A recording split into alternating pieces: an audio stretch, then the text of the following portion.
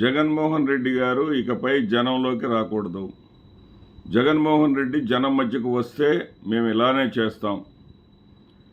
ప్రతి చిన్న అంశాన్ని కూడా భూతద్దంలో చూపించి కార్నర్ చేస్తాము.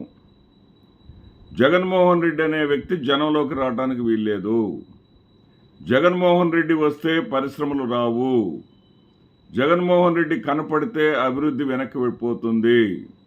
జగన్మోహన్ రెడ్డి కనిపిస్తే పారిశ్రామికవేత్తలు భయపడి పారిపోతారు. జగన్మోహన్ రెడ్డి సైలెంట్గా ఇంట్లోనే మాత్రమే ఉండాలి.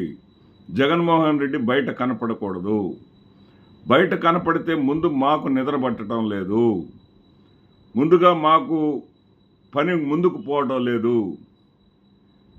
జగన్మోహన్ రెడ్డి మీద ఎందుకింత ప్రేమ పెరుగుతూ ఉంది, మా మీద ఎందుకింత కోపం వస్తూ ఉంది అనేటటువంటి ఉద్వేగం మాలో పెరిగిపోతూ ఉంది.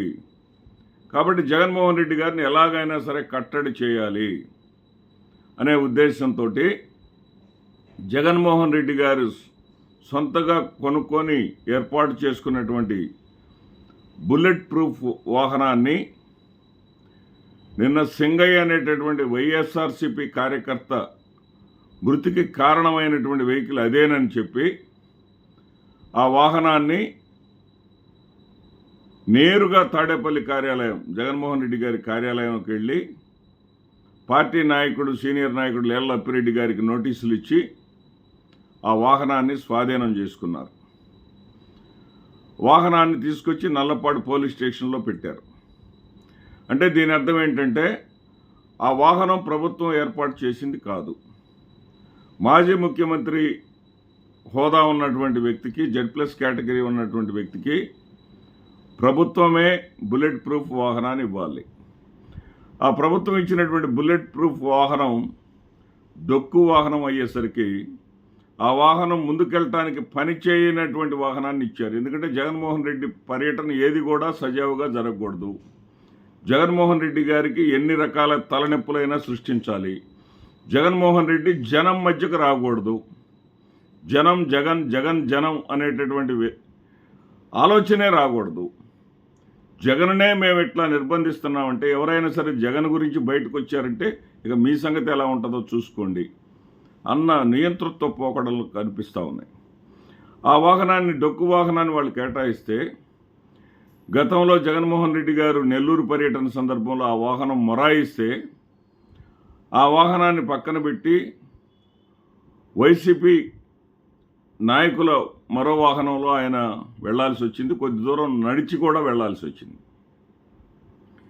అలాంటి పరిస్థితుల్లో ఆయన తప్పనిసరి పరిస్థితుల్లో సొంత వాహనాన్ని ఏర్పాటు చేసుకున్నారు. సొంత బుల్లెట్ ప్రూఫ్ వాహనాన్ని ఏర్పాటు చేసుకున్నారు.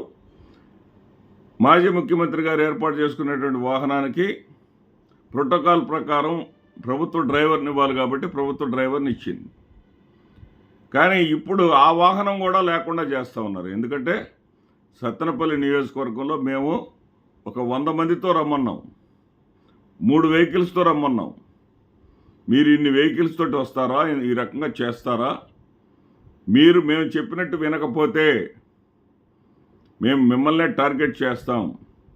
ఇది ప్రజాస్వామ్యం అనుకుంటున్నారా? ఇది ప్రజాస్వామ్యం కాదు, ఇది మా సొంత స్వామ్యం. ఇక్కడ అమలు జరుగుతుంది అంబేద్కర్ రాజ్యాంగం కాదు, ఇక్కడ అమలు జరుగుతుంది రెడ్ బుక్ రాజ్యాంగం అమలు జరుగుతుంది.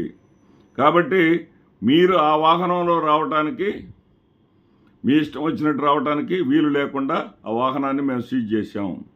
ఇక జగన్మోహన్ రెడ్డి గారు బయటికి రావాలంటే ఆ చంద్రబాబు గారి ప్రభుత్వం కేటాయించినటువంటి ఆ డొక్కు కారునన్నా వాడుకోవాలి, లేదా పర్యటనన్నా మానుకోవాలి, లేదా మరొక కొత్త వాహనం కొనుక్కోవాలి. ఎన్నని కొంటారు? ఇది కరెక్ట్ కాదు కదా. అంటే జగన్మోహన్ రెడ్డి గారిని సాధించడం కోసం, వేధించడం కోసం నిన్నటి రోజున మోదుగుల వేణుగోపాల్ రెడ్డి గారు, లేళ్ల అప్పిరెడ్డి గారు, అంబటి రాంబాబు గారు వీళ్ళందరికీ కూడా 41 నోటీసులు జారీ చేశారు. అది ఏ కారణంతో జారీ చేశారు? ఎప్పుడో ఫిబ్రవరి ఫిబ్రవరి నెల 19వ తేదీన జగన్మోహన్ రెడ్డి గారు మిర్చి యార్డుకి అనుమతి లేకుండా వచ్చారంట. అనుమతి లేకుండా మాజీ ముఖ్యమంత్రి గారు వచ్చారు. ఆయన వెంట మీరు ఉన్నారు, మీరు ఆయనకు సహకరించారు కాబట్టి 41 నోటీసులు. అంటే జగన్మోహన్ రెడ్డి గారు బయటకే రాకూడదండి.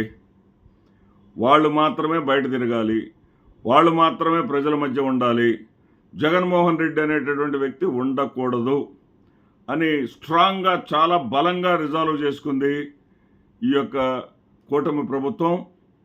మరి ఇక నిర్ణయం తీసుకోవాల్సింది ప్రజలే, ఆలోచించాల్సింది ప్రజలే. అంటే అడుగు ముందుకు వేయనీయకుండా ప్రజలతో ఉన్నటువంటి బంధాన్ని కూడా తెంచేయాలని చూస్తున్న దానికి ప్రజలే అప్రమత్తంగా ఉండాలి. నమస్తే.